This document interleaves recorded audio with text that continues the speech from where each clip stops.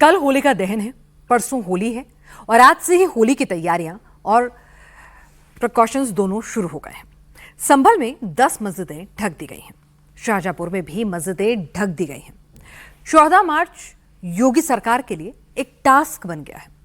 अगर होली के दिन कहीं पर कोई विवाद हुआ तो पूरा विपक्ष एंटी योगी गैंग इसी को मुद्दा बना लेगा। योगी आदित्यनाथ के पीछे पड़ जाएंगे। सबसे ज्यादा जहां टेंशन है वो इलाका है संभल। लेकिन योगी आदित्यनाथ हर चुनौती के लिए तैयार है।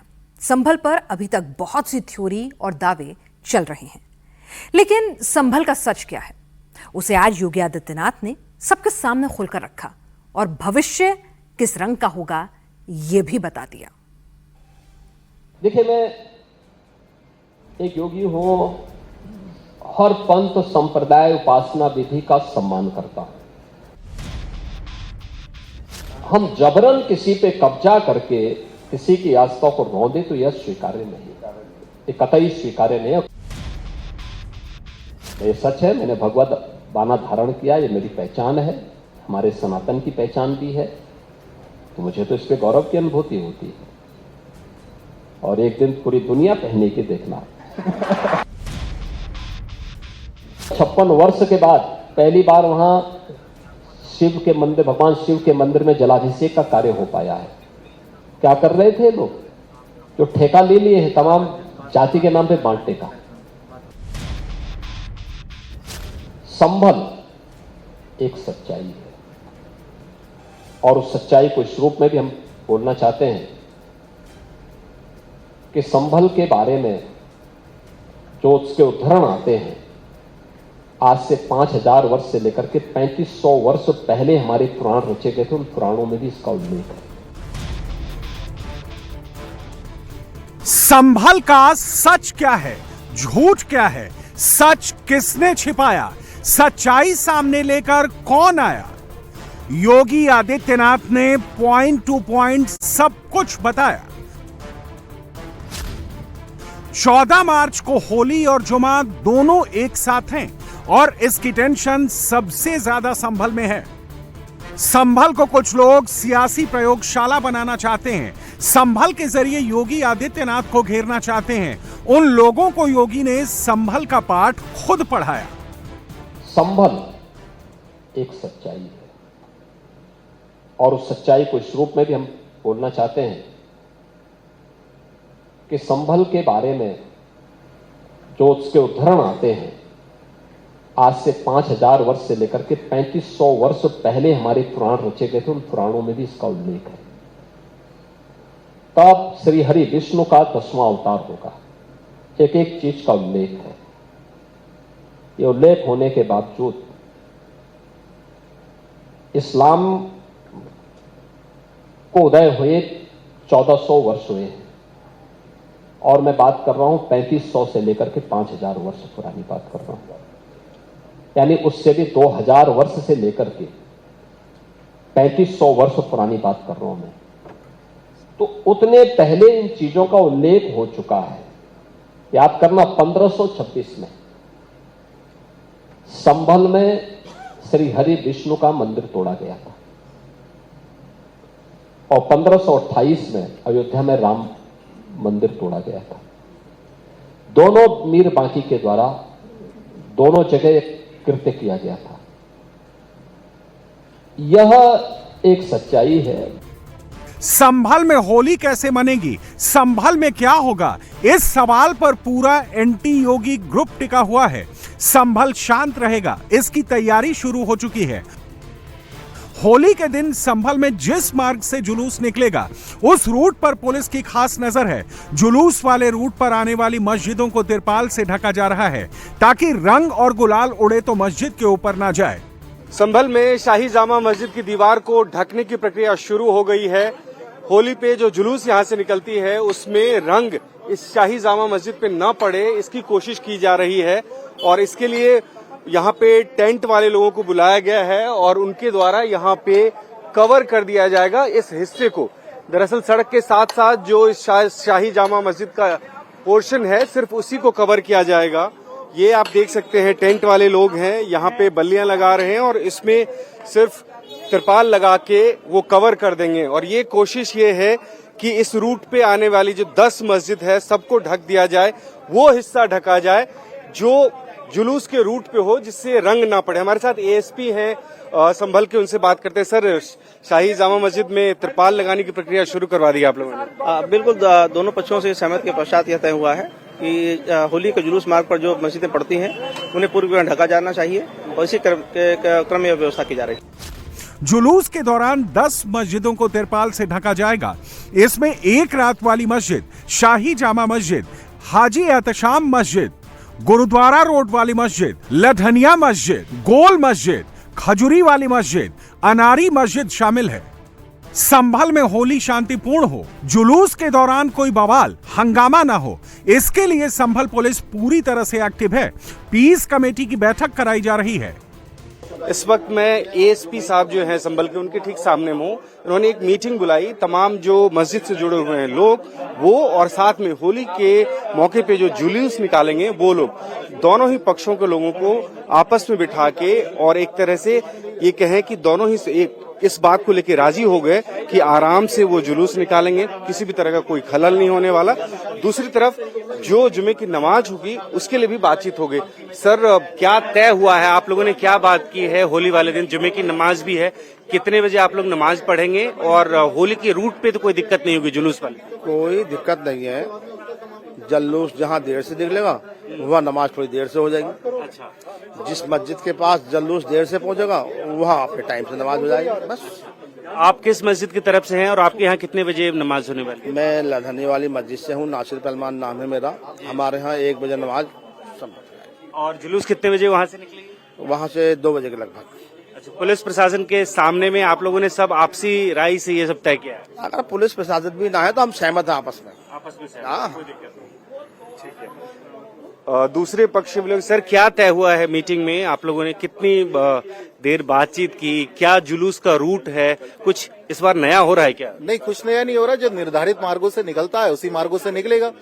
और समय की बात यह है कि जहां हम पहुंचेंगे, हमारा लगभग 3 बजे तक पहुंचेगा जुलूस। तो इसमें से कुछ मस्जिद ऐसी हैं वो कह रहे हैं हम 1 बजे तक पढ़ लेंगे। वहां पर हम 2-2:30 बजे पहुंचते हैं तो वो कह रहे हैं हम पहले पढ़ लेंगे उस वहां पर नमाज। ये जुलूस का रूट कितना लंबा है और कितना वक्त लगता है आप लोगों को? जुलूस का रूट, हमारा जो जुलूस निकलता है वो 12 बजे शुरू होता है और लगभग हम 3:30 से 4 बजे तक सूर्यकुंड मंदिर पर पहुंचते हैं। और ये कम से कम हमारा 4 किलोमीटर का रूट है।